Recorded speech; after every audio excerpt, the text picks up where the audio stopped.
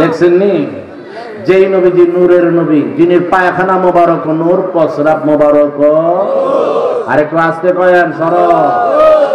এই সমস্ত কথাবার্তা হারিয়ে যাচ্ছে, কিন্তু এই সমস্ত কথাগুলাকে আমাদের বুকের মধ্যে ধারণ করতে হবে। যুবক, সুন্দর চেহারা দেখে তোমরা সুন্দর বক্তব্য শুনে তোমরা ওই দিকে ধাবিত হইও না, আল্লাহর ওলির কদমের মধ্যে গিয়ে পড়ো। দেখবা নূরের নবীকে এমন একটা কুনাকুনি রাস্তা আছে, যেই কুনাকুনি রাস্তা দিয়ে আমার নবী কামলেওয়ালার চেহারা মোবারক দেখাইয়া নিব। আর একটু জোরে বলুন আল্লাহু আকবার। রেজভী বাবার কারামত কি জিনিস, তোমরা যদি রেজভী বাবাকে না চিনো তাহলে তোমরা বুঝবা না রেজভী বাবার স্বাদ যে কি জিনিস।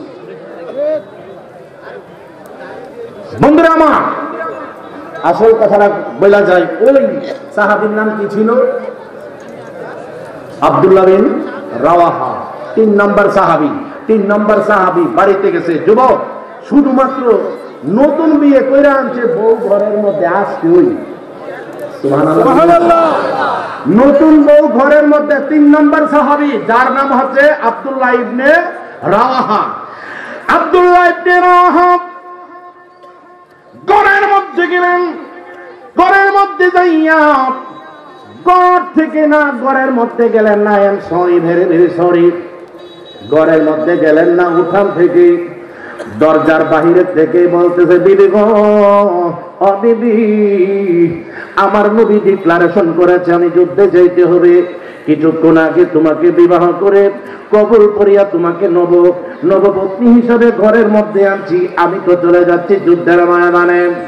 ডাক পরে বলতেছে, বিবি গো, ডাক পরে বলতেছে, বিবি গো, আমি তোমার কথাবার্তা শোনার জন্য, আমি তোমার সঙ্গে অনেক কথাবার্তা ছিল, কিন্তু কথাবার্তা বলতে পারলাম না।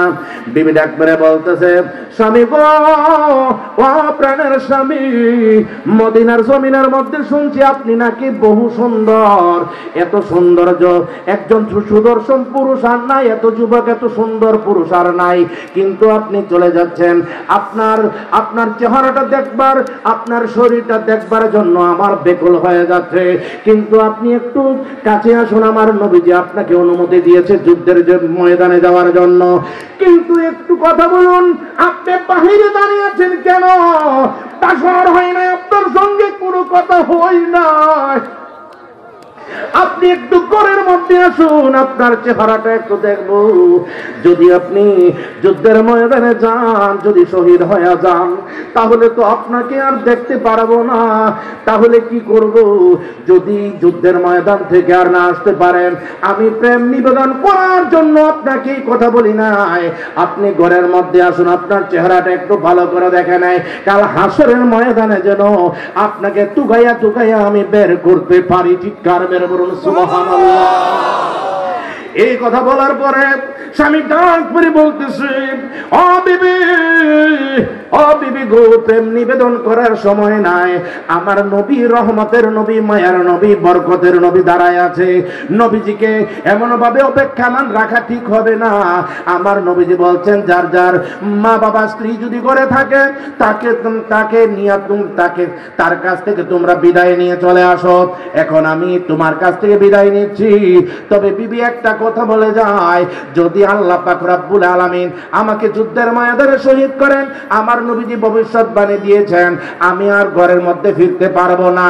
তবে একটা কথা বলে যায়, আল্লাহ যদি চাকেন, আমাদের তো কোনো বাসর রাত হয় নাই, আমি তোমাকে স্পর্শ করি নাই, আমি তোমাকে হাতটা পর্যন্ত ধরি নাই, আমাকে তুমি পাওয়ার জন্য বেকুল হয়ে আছো আমি জানি। তবে আমি একটা কথা বলে যাই, বিবি, তুমি যদি সহ্য করে থাকতে পারো, আমি যদি শহীদ হয়ে যাই, আল্লাহ পাক রব্বুল আলামিন বেহেশতের মধ্যে আমাদেরকে বাসর করাইবে। আর একটু জোরে বলুন আল্লাহু আকবার।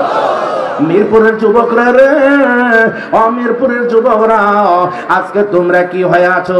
আজকে মদ গাজার মধ্যে তোমরা পড়ে আছো, ফ্যান্সি ডিলের প্রেমে পড়ে আছো, বন্ধু বান্ধবদের মহলে পড়া, গাজার মধ্যে আড্ডাখানার মধ্যে পড়া রইছো। এই সমস্ত গাজার মধ্যে আড্ডাখানার মধ্যে পড়লে কি হবে? আল্লাহ রাসূল তোমাদের প্রতি বেরাজ হয়ে যাবে। যদি আজকে নবীজির সাথে প্রেমের ডুরি বাঁধো, আমার মদিনাওয়ালার কামলেওয়ালার নবী বলেন, শাফাআতি লি আহলিল কাবা কাবায়ের মিন উম্মতি, আমার বড় বড় গুনাহগার উম্মত যত বড় বড় গুনাহগার উম্মতই হোক না কেন, আমি এমন ভাবে ধরবো 30,000 বছর রাস্তা ফুলসরাত পার কইরা আমি জান্নাতের মধ্যে তাকে পাঠাইয়া দিব। চিৎকার মেরে বলুন আরেকটু জোরে বলুন আল্লাহু আকবার। জোরে সুরে বলুন ইয়া রাসূলুল্লাহ। বন্ধুরা রে আমার নবী না মানে যারা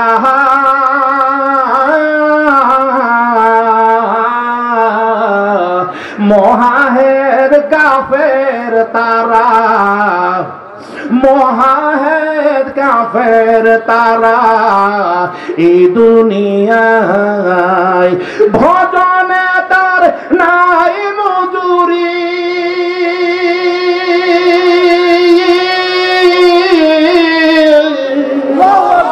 ভজনে তার নাই মজুরি,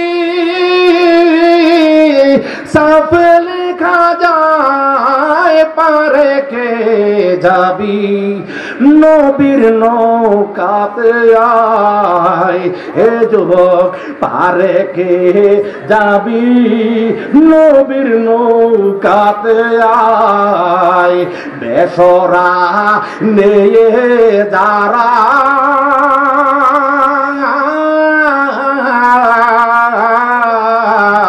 তুফানে যাবে মারা এই দুনিয়ায়। ঠিক না বাবু? আরেকটু আসতে বল। বেসরা নিয়ে